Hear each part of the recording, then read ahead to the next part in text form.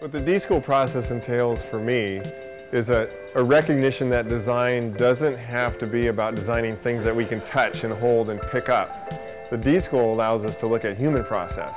I think what was most interesting about it is the fact that innovation and creativity can be taught in an environment where the rules are provided and the time constraints that we have to operate under while we're here really force the best thinking. When people first walked in here, there was an immediate like, oh wow, there's something different is going to happen here. I don't know exactly what the curriculum is going to be, but it's very exciting.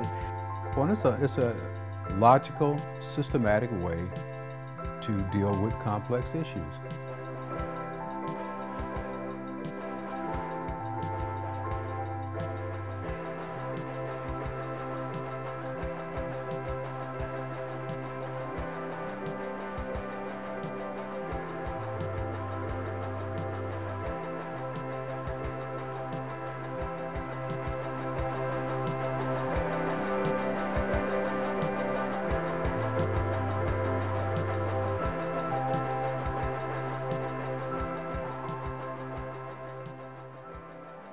Excited to roll up our sleeves and do some design thinking with you today.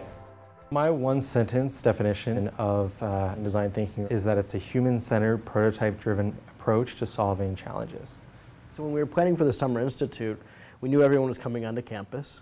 We knew we wanted to leverage the interdisciplinary expertise. And here's a place that really exemplifies interdisciplinary thinking and pushes any discipline outside of their box. So we were really drawn to the space, but really the curriculum that was coming with it we thought was timely for the initiative. We had a cross-section of team members that are going to have an impact on everything we do.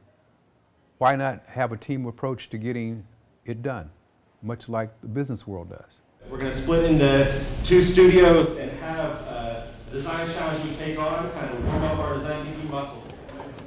One of the things that we very much encourage, or one of the things that we believe in teaching design thinking or equipping people to be design thinkers, is that we start with challenges that are outside of your domain of expertise. So it's hard to learn process on something that you have very strong opinions about or you have a lot of understanding about. And we want our teams of participants to be on equal footing. The first challenge we're going to do for about an hour, the airport security experience, and we're going to go through empathy, and we're going to think about it. Well, what do other people think? Like, what are problems other people are facing? Looking at this one, so I say, how might we help travelers move freely at their own pace? Right. So in my mind, I'm thinking, okay, how am I going to strategize when I leave Friday to get through to make certain I get to my gate? I'm not sure what makes things better or not yet, but I think this moving around the airport part is what helps. It's like it's talking to you in your language. I love the idea of the airport and a different experience and using that as the catalyst to jump off and talk about assessment. Trying to build this out, we wanted to create a little bit of a bridge from this work that's, as Richard said, outside of our education domain, and then shift the same process as we did last year to our work with performance assessment. Assessment needs to be supported with professional development and support in rubric design and calibration.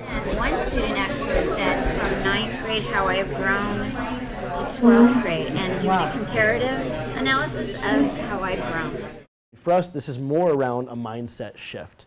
So are we interrupting our traditional way of planning in some fundamental ways? Namely, supporting a culture of prototyping. And it's a culture of prototyping that's different than we're going to try some different things. What we need to do is incorporate more of this innovative thinking and creativity in all of our programs, because we truly think that that's the way we're going to engage more kids in the educational process. Our number one graduate outcome is that we have critical problem solvers that engage information with a lot of zeal and then pull out new and innovative ways to improve their community, to improve their world, to improve social problems.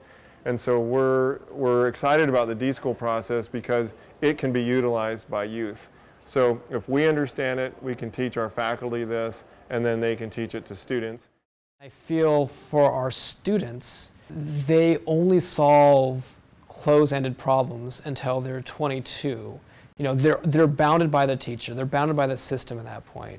So why not throw in some open-ended problems? Why not throw in a process in which they can attack these problems? And the one thing I think is, well, you have to rethink assessment if you don't know what the answer is. And so one thing that I'm excited about the D.school is that it's a little bit more about feedback. How do we give people feedback to build them up as problem solvers, as creative people? Like I mentioned before, we're all about the innovators, right? So thinking about how do we help people across all the stakeholders, or the parents and the students and the superintendents, work in this way. And so they see that this is a valuable way of working, and again, are really excited about the possibility of passing the on to others in their district. If we can take these tools of evaluating a problem and the ideation and all the steps that we're going through right now and almost make them the jumping off point for all discussions, I think that would be the best thing to bring back, because it would keep this idea fresh in our minds and it would allow us to make sure that the design process lives on.